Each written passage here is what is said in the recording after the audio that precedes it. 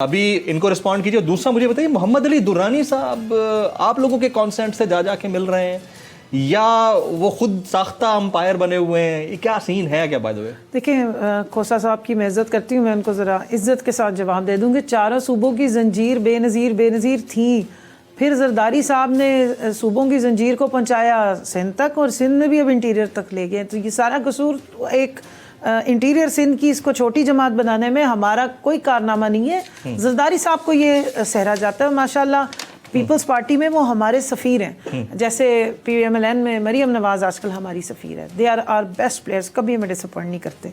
दूसरी बात ये, इन्होंने कहा जी चेयरमैन बिलावल बड़ा रोमांस, हाँ बड़ा अच्छा चले, उनको चेयरमैन बना दिया। आसफा भुट्टो को जिस दिन आपने खड़ा करके तकरीरें कराई तो उसके पीछे सारे हाथ बांध के ऐसे खड़े हुए थे। और फिर इनके बड़े सीनियर ऐसे लीडर बनते हैं ना, पैम्पर में भी हो तो लीडर ही होते हैं। अगली आने वाली नस्लें भी इनकी लीडर हैं। यही तो इनकी यहाँ की जमहूरियत, जो मौरूसी जमहूरियत है, वो यही सिखाती है। और उसके बाद फिर हमारे बड़े ज़बरदस्त मेहरबान और बहुत सीनियर कमर ज़मान कायरा साहब ने फरमाया कि आसफा भुट्टो से मुझे सीखने को बहुत कुछ मिला। हमें भी बता देंगे जनाब, वो आते ही जो लीडरशिप की ट्रेनिंग आप सबको दे रही हैं, 70 साल के बुढ़ों को, सबको, जिन्होंने सारी उम्र भुट्टो के पीछे और बीबी के पीछे नारे लगाए और एक जिनकी हैसियत है अपने अपने इलाकों में, वो इन कल के बच्चों से किस तरह की ट्रेनिंग ले रहे हैं, बाकी कौम को भी बताएं, हमें भी ज़रा आशना कराएं ये नई ट्रेनिंग के सिस्टम्स क्या हैं, जिसको आप कहते हैं जमहूरियत है। हमने तो जो किताबों में पढ़ा और जो देखा है, इसको मौरूसियत कहते हैं। और अकबर बादशाह जब बादशाह बने थे, वो 12 साल के थे, उनके सर पे ताज रख दिया गया था। आप यहाँ इस मुल्क में बादशाहत का निज़ाम चला रहे हैं और उसका नाम रीब्रांड करके जमहूरियत रख दिया, तो फिर अल्लाह ही हाफिज़ है इस जमहूरियत। हमारी थर्ड वर्ल्ड कंट्रीज में वैसे शख्सियत परस्ती की सियासत है ना कमल, तो उसमें ख़ानदान आ जाए या किसी शख्स की मोहब्बत आ जाए, जैसे देखें ना पाकिस्तान के अंदर, इसी तरह से इंडिया में देख लें, आप बांग्लादेश में देख लें, शख्सियत परस्ती की सियासत तो है। शख्सियत परस्ती की वजह से भुट्टो साहब को मौका मिल गया, फिर उन्हीं की वजह से उनकी बेटी को भी मौका मिला। वो तो क्या गारंटी है कि खान साहब के बच्चे पॉलिटिक्स में नहीं आएंगे? आए होते तो अब तक आ चुके होते, लॉन्चिंग हो चुकी होती। हम ना इसमें बिलीव करते। भुट्टो साहब के बच्चे भी उनकी जिंदगी में नहीं आए थे। मैं वारिस हूँ इमरान खान की, फैसल वाडा वारिस है इमरान खान का। इमरान खान के जितना पार्टी का वर्कर है वो इमरान खान का वारिस है। उनके बच्चे नहीं आएंगे पॉलिटिक्स ना, हमारा कॉन्स्टिट्यूशन नहीं आएंगे पॉलिटिक्स में, बिल्कुल नहीं आएंगे। पक्की बात है। चलें जी, ये रिकॉर्ड पे रख लेते हैं। पॉलिटिक्स में आ सकते हैं, पॉलिटिक्स में आने से तो मैं आपको भी नहीं मना कर सकती, मैं किसी को नहीं मना कर सकती कि पॉलिटिक्स में ना हो, लेकिन हमारे सर पे चेयरमैन बन के नहीं लैंड करेंगे। और कोई वो विल नहीं लिखी जाती है जमहूरियत में, विल्स नहीं होती हैं जमहूरियत में। अपनी पार्टियां आगे आप मौरूसी तरीके से लिख के नहीं देते हैं कि मेरे बाद मेरा बेटा चेयरमैन होगा। ये तो इसी तरह है कि जिस वक्त खान साहब या कोई भी क्रिकेट का वर्ल्ड कप जीते तो उसके बाद उसके बेटे को आप क्रिकेट का कैप्टन बना देंगे क्योंकि इसका बाप बहुत अच्छा था, हमें वो बहुत पसंद है, मोहब्बत बड़ी है हमें उस शख्सियत पर, पसंदी से सबसे ज़्यादा सुपरस्टार्स की है। या फिर आप इस तरह करें कि जो मतलब कोई डॉक्टर है तो उसका बेटा बेशक मेडिकल पढ़े ना पढ़े, आप उसको कहेंगे भाई आप टीका लगाना सिखा दें, डॉक्टर बन जाए। और इंजीनियर के बेटे को कहेंगे क्योंकि इनका बाप बहुत बड़ा इंजीनियर था तो इसको बैठा दो। और फिर जर्नलों के बच्चों को PM में एकेडमी नहीं भेजने की जरूरत है, उनको डायरेक्ट आप जर्नल लगाएं। इतने बड़े बड़े आपके पास आए हैं। और इस बात का मैं क्रेडिट देती हूँ, जनरल मुशर्रफ के बच्चों को आपने दोबारा कभी देखा नहीं है पाकिस्तान के किसी सीनियर ओहदे पे, तो हक की बात करनी चाहिए। ये तमाशे हमारी ज़ियाउल हक साहब के बेटे तो बैठे हैं ना, तो सियासत करता है ना MNA, उसने कोई सदर तो नहीं बना दिया था। उमर अयूब, सियासत करें आप एक सीजन, अच्छा, उससे निकल के इंस्टीट्यूशन से बाहर। हाँ, ठीक है। दूसरे डॉक्टर का बेटा अगर डॉक्टर बनता है तो वो मेडिकल कॉलेज में दाखिला लेता है, अपना पूरा एक्सपीरियंस करता है, उसके बाद वो सर्जन बने, जो मर्जी बने। मोहम्मद अली दुरानी का बताइए। मोहम्मद अली दुरानी साहब जो हैं हमारे अलाए हैं, एक इंडिपेंडेंट उनकी जमात है। उन्होंने पहले खुद से उठ के आ गए, वो सुन लें, पहले भी वो मैसेंजर रहे हैं जिस वक्त NRO अनाउंस हुआ था, उस वक्त भी उनका बड़ा कारनामे थे। और उन्होंने बड़ी मेहनत की थी उस वक्त भी कि कोशिश करके और इधर उधर फिर के तो उन्होंने बातचीत की थी। अभी भी वो अपनी तरफ से कर रहे हैं, उनकी मर्जी है, लेकिन एक क्लियरली बता रही हूँ, हुकूमत का कोई मैंडेट शामिल नहीं है, ना उनको कहीं भेजने में, ना उनके डायलॉग में। वो इंडिपेंडेंटली अपनी रिस्पॉन्सिबिलिटी पे, अपनी फ्री विल पे कर रहे हैं। लोगों से मिलना चाहते हैं, 100 दफ़ा मिले। सियासत में लोग एक दूसरे से मिलते हैं, पार्टीज एक दूसरे से मिलती है, लेकिन हुकूमत आप लोगों की कॉन्सेंट से गए, मैंने आपको कह दिया, हुकूमत का, वजीर आजम का या हमारे में से किसी का उनको ना कंसेंट हासिल है, ना मैंडेट हासिल। शहबाज शरीफ से इस तरह से आम आदमी भी जाके नहीं मिल सकता, एक आम जेल में मौजूद आम कैदी से नहीं जाके मिल सकते बगैर हुकूमत की कॉन्सेंट के या बगैर किसी मुक्तदर हल्के की कॉन्सेंट के? कैसे मुलाकात हो सकती है? उनसे 3 दिन पहले बिलावल मिल के गए, मिले ना, शहबाज शरीफ से, बाकी भी सारे मिल रहे हैं, तो वो भी मिल सकते हैं। वो अपनी पार्टी की एक हुकूमती पार्टी के इत्तेहादी हैं। अगर वो कहेंगे हमने इनसे मिलना है तो आप उन्हें रोक सकेंगे? नहीं रोकेंगे।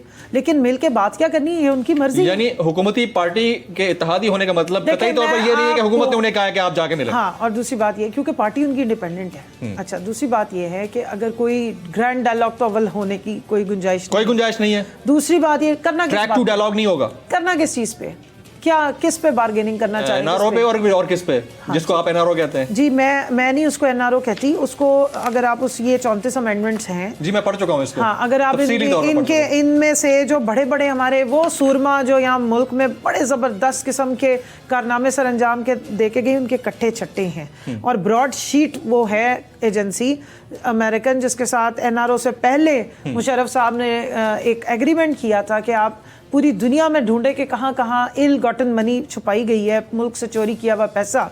और उसके बाद जब उन्होंने एनआरओ दे दिया तो वन साइडेड वो कॉन्ट्रैक्ट ख़त्म कर दिया।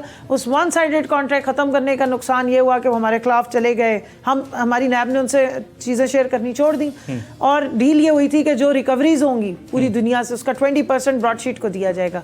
2016 में मियाँ साहब वज़ीर आज़म थे, उन्हीं के 100 अरब रुपए डॉलर के असासे निकल रहे थे। एवन फील्ड का तमाशा उन्हीं का ही था। उन्होंने मना कर दिया, नैब ने उनसे कॉपरेट नहीं किया, वो अदालत में चले गए और फाइन आप वहाँ पे हारे और फाइन पे करना पड़ा।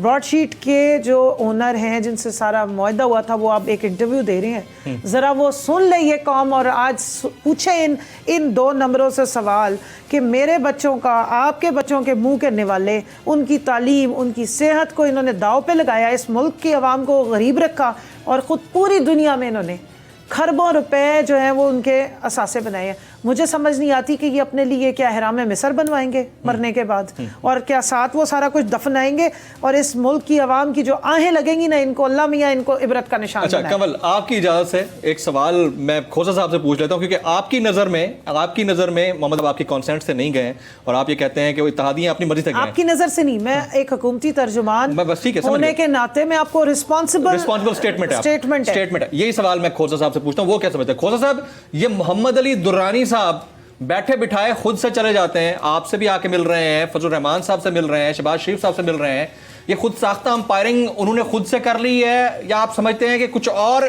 इसके पीछे है जो चल रहा है और आप लोगों को पता नहीं है? खोसा साहब, लास्ट क्वेश्चन सर।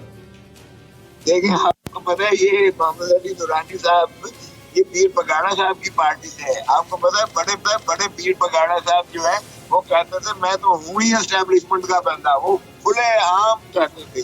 और ये जो पगाड़ा साहब मौजूदा उनके फर्जंद अर्जमंद है, उन्हीं के कार फरमा है और उसी पर कायम है। तो ये बेसिकली भेजने वाले आप समझ लें कि कौन हो सकते हैं, और क्यों नहीं वो छुपते भी हैं, सामने आते भी नहीं।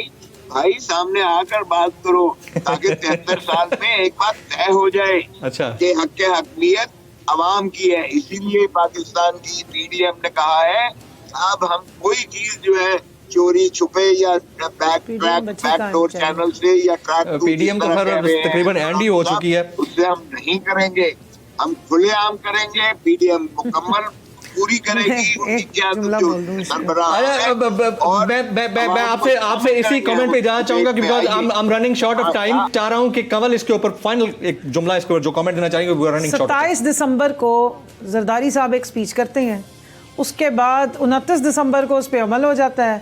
पीडीएम से पीपल्स पार्टी की सोशल और पॉलिटिकल डिस्टेंसिंग हो जाती है, और जो नारे मारे थे ये खड़े होके सारे इकट्ठे मौलाना फजलुर रहमान के सामने खड़े होके, साथ खड़े होके, ये जी इस्तीफे हमने ले लिए, हम मुंह पे मारेंगे, सिंध की हुकूमत को हम लात मार के गिरा देंगे, सब वापस हो गया। अब हम जी इंतखाबात भी लड़ेंगे ज़िमनी, हम सेनेट भी लड़ेंगे, हम बीच में भी रहेंगे, और बिलावल अब आपको कहीं नजर भी नहीं आ रहे हैं मौलाना फजलुर रहमान।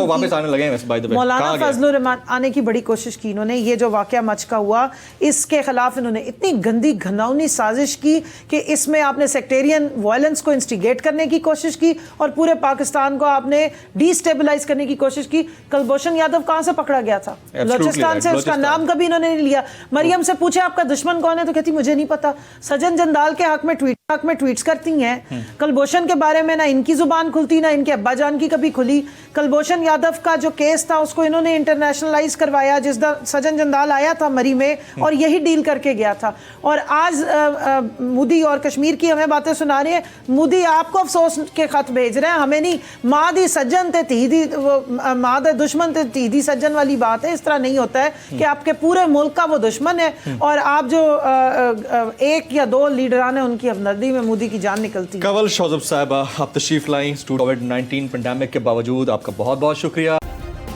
सब्सक्राइब करें और बेल दबाएं ताकि कोई खबर रह न जाए।